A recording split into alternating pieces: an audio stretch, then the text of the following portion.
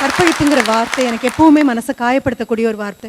பல மேடைகளில் வாய்ப்பு கிடைக்கும் பொழுதெல்லாம் நான் சொல்லக்கூடியது, கற்பு என்பது ஏதோ காகிதத்தில் பென்சிலால் எழுதி அழிக்கப்படுவது அல்ல. கற்பை இழக்கலாம், கற்பை அழிக்க முடியாது.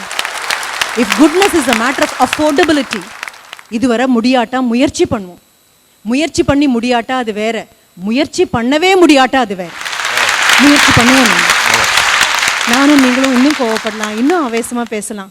ஆனால் எங்கேயோ ஒவ்வொரு இடத்துலையும் உட்காந்துட்டு இருக்கக்கூடிய நல்லவர்கள் இருக்காங்க இல்லையா, அவங்களுக்கான ஒரு வார்த்தை, சூறாவளிகள் நட்சத்திரங்களை ஒன்றும் செய்வதில்லை.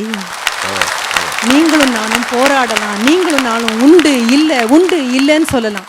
ஆனால் நல்லவன் உங்களின் அனுமதி இன்றி கூட நல்லவனாகவே தான் வாழ்ந்து கொண்டிருக்கிறான். கேட்கல, வாழ்க்கை வந்து இங்கே நிற்கட்டுமா அப்படின்னு கேட்கல. சீதை வனவாசம் போனதில் உங்களுக்கு எனக்கும் சம்மதம் இல்லை, திரௌபதி மானபங்கப்பட்டதில் உங்களுக்கு எனக்கும் சம்மதம் இல்லை, ஏன் ஏசுநாதர் சிலுவையில் அறையப்பட்டதில் கூட உங்களுக்கு எனக்கும் சம்மதம் இல்லை. ஆனால் அவங்கெல்லாம் நல்லவங்க. வாழறது அப்படிங்கிறது வசதிகள் அல்ல. இன்னைக்கும் நீங்களும் நானும் பேசும்போது அவங்க வாழ்ந்துட்டு தானே இருக்காங்க, இதை மறுக்க முடியாது.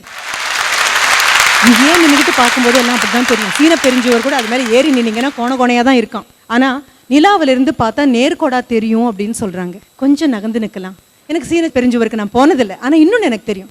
ஆகாயத்தை நிமிர்ந்து பார்த்தேன்னு வைங்களேன், மேலே பறந்துருக்கக்கூடிய பறவை நேர்கோட்டில் தான் பறக்குது. அதனுடைய நிழல் மட்டும்தான் ஏறி ஏறி ஏறி இறங்கி மண்ணுலேயும் மேட்லேயும் இறங்கிட்டு இருக்கு. நிழலை பார்த்துட்டு நான் சாத்தியம் இல்லைன்னு சொல்லக்கூடாது. என் பார்வையை மேல் நோக்கி நான் மாற்றிக்கணும். நேர்கோட்டில் போக முடியும். இந்த நம்பிக்கையோடு தான் நம்ம எல்லாரும் போகணும். நன்றி, வணக்கம்.